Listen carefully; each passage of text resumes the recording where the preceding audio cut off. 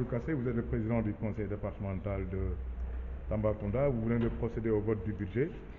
D'abord, est-ce que le budget a été voté à l'unanimité? Et ensuite, quelles sont les tendances du budget? Est-ce que c'est revu à la hausse ou pas? Et puis les grandes lignes. Très bien, je vous remercie. D'abord, nous avons procédé aujourd'hui à l'examen et au vote du budget pour l'exercice 2024. Nous avons présenté aux conseillers selon la nomenclature établie, donc le budget qui s'équilibre en recettes et en dépenses à 622 millions de francs CFA, donc en hausse par rapport à l'année dernière, une augmentation de 83 millions 300 746 francs par rapport donc à 2023. Donc naturellement nous nous en félicitons. Bon, pour les grandes lignes, ça ne diffère pas trop en termes de nomenclature, ça ne change pas. Ce qui change, c'est surtout les arbitrages que nous avons faits pour respecter davantage l'équité territoriale au regard de la modicité quelquefois de nos moyens comparé à l'ampleur de nos ambitions. Nous avons essayé de faire les arbitrages pour que chaque commune de notre département puisse être touchée dans un domaine qui reste dans nos compétences. Alors, en termes de priorité, est-ce qu'on peut avoir une idée? Bon, il y a des priorités de base qui ne changent pas.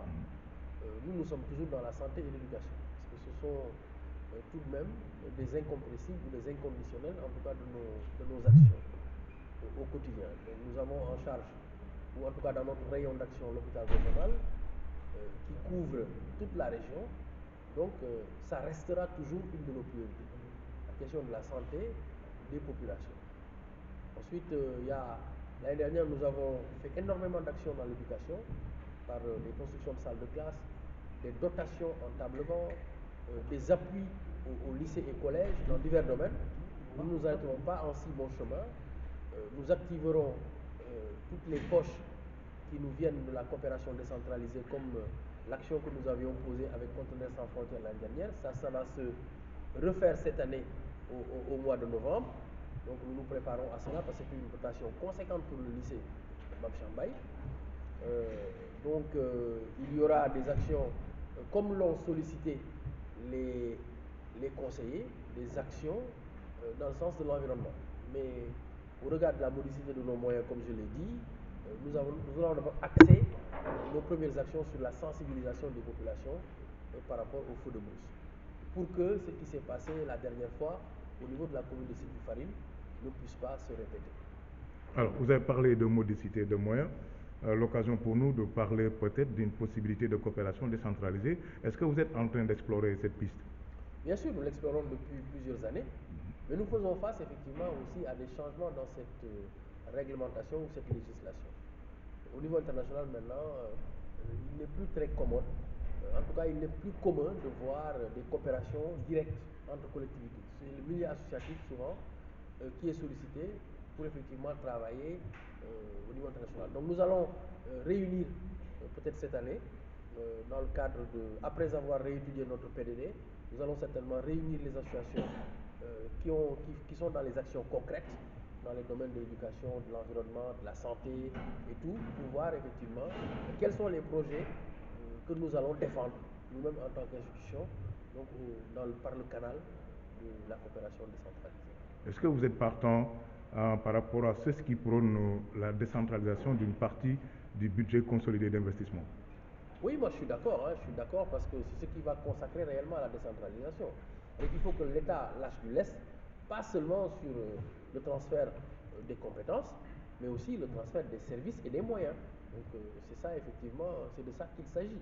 Aujourd'hui, nous devons être capables de prendre en charge l'ensemble des préoccupations sur le volet financier en package, effectivement, des lycées et des collèges. Avoir même la qualité, effectivement, à agir sur l'opportunité d'implanter un collège, de le financer et effectivement de suivre les travaux également. Et ça serait effectivement une très bonne innovation dans ce qui est en train de se faire aujourd'hui et qui est la pratique normale aujourd'hui dans les démocraties qui se respectent. Tambacounda est une région culturelle. Est-ce qu'il est inscrit dans votre agenda des actions culturelles telles que l'organisation d'un festival ou quoi? Oui, cette année, nous avons décidé d'organiser un festival régional ou départemental, en tout cas de dimension régionale. Le département prendra en charge effectivement la mise en place de ce festival.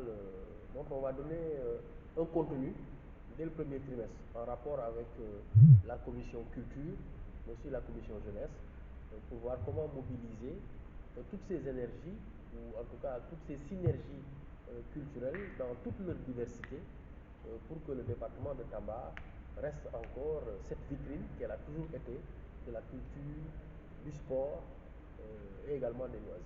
Terminons par la politique, quand bien même le contexte ne s'y prête pas, on est en période de pré-campagne. Apparemment, vous avez harmonisé vos positions et mis en place un directoire consensuel. Oui, au niveau national, oui, on a mis un directoire consensuel et nous félicitons effectivement le président de la République, président de la conférence des leaders de Benno Bokk Yakaar, pour ce caractère inclusif.